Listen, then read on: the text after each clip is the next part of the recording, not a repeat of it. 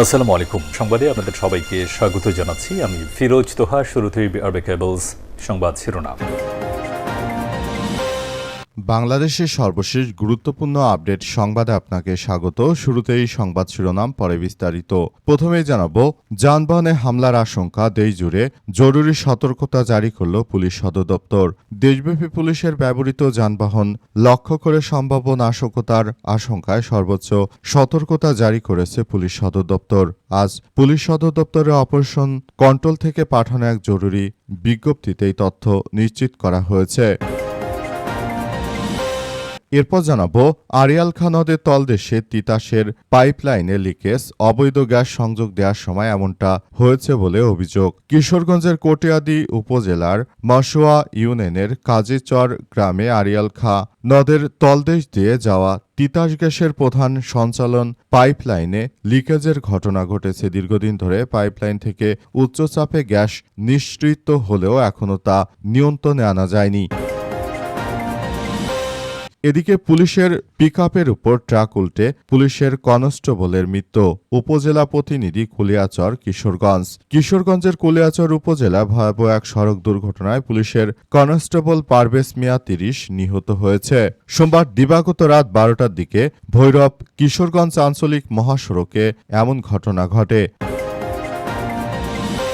এবারে জানাবো, চট্টগ্রামে বন্যা দুর্গত ৩ উপজেলা সফর করবেন তারেক রহমান। প্রধানমন্ত্রী তারেক রহমান ৯ আগস্ট চট্টগ্রামে বন্যা দুর্গত ৩ উপজেলা হাটহাজারী, ফটিকছড়ি ও বাঁশখালী সফরে যাবেন। এ সময় তিনি বন্যা দুর্গত মানুষের মাঝে ত্রাণ বিতরণ ছাড়াও বন্যায় গৃহহারা পরিবারকে নতুন করে বাড়িঘর হস্তান্তর করবেন বলে জানা গেছে। এদিকে ছাত্র আন্দোলনের জেরে বিহার এবং মধ্যপ্রদেশে মুখ থুবড়ে পড়ল নরেন্দ্র মোদীর বিজেপি। ইন্ডিয়া এক্সপ্রেসের বিশ্লেষণ, ভারতের সাম্প্রতিক উপনির্বাচনের ফলাফলগুলো দেশটির রাজনৈতিক অঙ্গনে তীব্র আলোচনা জন্ম দিয়েছে। এই উপনির্বাচনের ফলাফল ভারতীয় জনতা পার্টি বা বিজেপির জন্য স্পষ্টই বড় ধরনের উদ্বেগের বিষয় হলেও এটিকে বিরোধীদের জন্য সরাসরি কোনো বিরাট সুসংবাদ হিসেবে দেখা যাচ্ছে না। এবং সর্বশেষ জানাবো, পাকিস্তানের থানার সামনে আত্মঘাতী বোমা হামলা, নিহত ১৪। পাকিস্তানের খাইবার পাখতুনখোয়া প্রদেশের সোয়াত উপত্যকায় একটি থানার সামনে আত্মঘাতী বোমা হামলায় ১৪ জন নিহত হয়েছে। প্রিয় দর্শক, এতক্ষণ শুনছিলেন সংবাদ শিরোনাম, এবারে বিস্তারিত। তবে তার আগে বন্ধুরা, অনুরোধ থাকবে এই সংবাদটিতে একটি লাইক দিন। এই চ্যানেলে আপনি নতুন হয়ে থাকলে আমাদের সংবাদটি দেখতে দেখতে চ্যানেলটি সাবস্ক্রাইব করে রাখুন।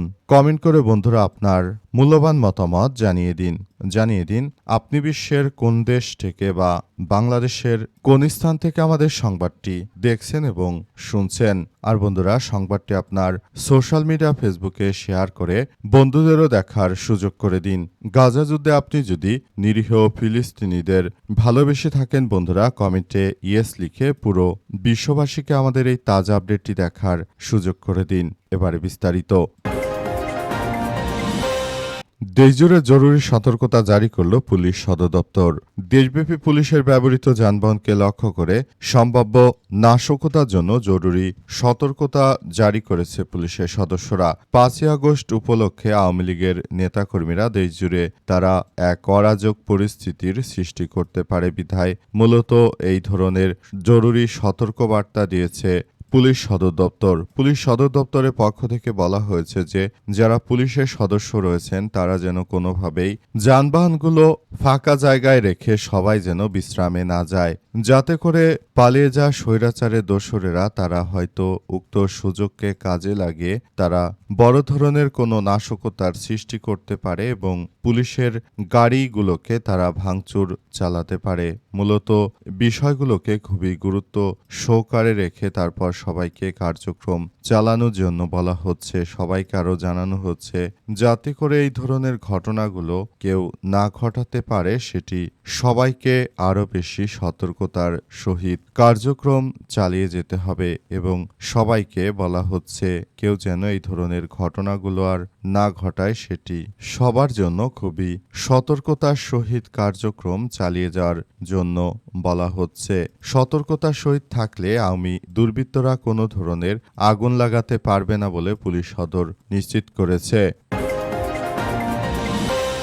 আড়িয়াল খাঁ নদের তলদেশে তিতাসের পাইপলাইনে লিকেজ, অবৈধ গ্যাস সংযোগ দেওয়ার সময় এমনটা হয়েছে বলে অভিযোগ। কিশোরগঞ্জের কটিয়াদী উপজেলার মশোয়া ইউনিয়নের কাজীচর গ্রামে আড়িয়াল খাঁ নদের তলদেশ দিয়ে যাওয়া তিতাস গ্যাসের প্রধান সঞ্চালন পাইপলাইনটি লিকেজ হওয়ার ঘটনা ঘটেছে। দীর্ঘদিন ধরে পাইপলাইন থেকে উচ্চচাপে গ্যাস নিঃসৃত হলেও এখনও তা পুরোপুরি নিয়ন্ত্রণে আনা সম্ভব হয়নি। নদীর পানির উপর সারাক্ষণ গ্যাসের বুদবুদ দেখা যাচ্ছে এবং বাতাসে ছড়িয়ে পড়েছে তীব্র গ্যাসের গন্ধ।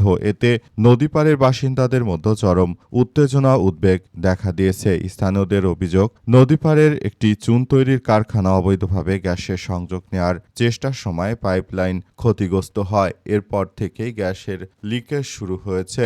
স্থানীয় বাসিন্দা প্রতিনিধি এবং তিতাস গ্যাসের সূত্র থেকে জানা গেছে, প্রায় ৩ দশক আগে নরসিংদী থেকে কিশোরগঞ্জে গ্যাস সরবরাহের জন্য আড়িয়াল খাঁ নদীর তলদেশ দিয়ে সঞ্চালন পাইপটি স্থাপন করা হয়। সম্প্রতি মশোয়া ইউনিয়নের কাজীচর গ্রামের পাইপলাইন একটি ওয়েল্ডিং জয়েন্টে ছিদ্র সৃষ্টি হলে সেখান থেকে উচ্চচাপে গ্যাস বের হতে শুরু করেছে। নদীর পানির নিচ থেকে নিরবিচ্ছিন্নভাবে গ্যাসের বুদবুদ উঠতে থাকায় স্থানীয়রা বিষয়টি নজরে নিয়ে এসেছে। তবে এখন পর্যন্ত উক্ত গ্যাসে বুদবুদ করা ঘটনাটি এখন পর্যন্ত আসলে তারা পরিস্থিতি ঠিক করতে পারেনি অবস্থায় শেষ পর্যন্ত আমাদের জানা মতে এখনও সেভাবে গ্যাসের বুদবুদ উঠতে শুরু করেছে এবং সেভাবেই উঠছে। উপজেলা প্রতিনিধি কুলিয়াচর কিশোরগঞ্জ, পুলিশের পিকআপের উপর ট্রাক উল্টে পুলিশের কনস্টেবল নিহত।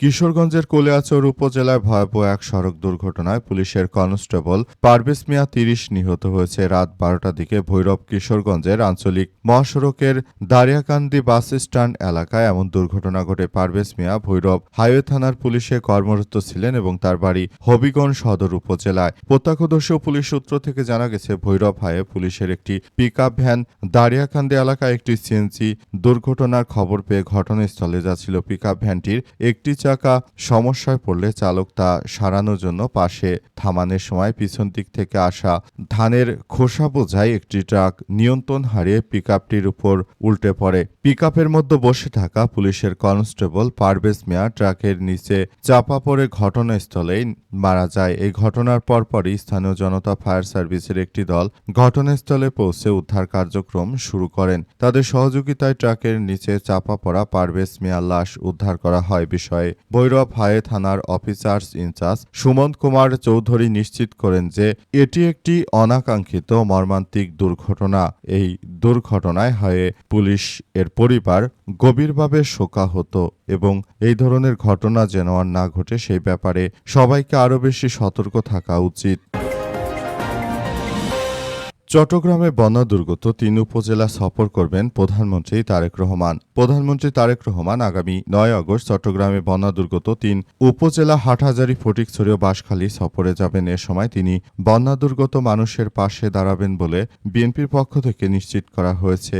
বর্তমান সময়ে সরকার ক্ষমতা আসার পরই দেশজুড়ে যে ধরনের অনাকাঙ্ক্ষিত এবং অরাজক পরিস্থিতি চলছে সেটা আসলে কোনোভাবেই গ্রহণযোগ্য নয়। দেশে যে ধরনের কার্যক্রম শুরু হয়েছে সেটা আসলে আমাদের সবার জন্য এক ভয়াবহ বিপর্যয়কর পরিস্থিতি সৃষ্টি হচ্ছে।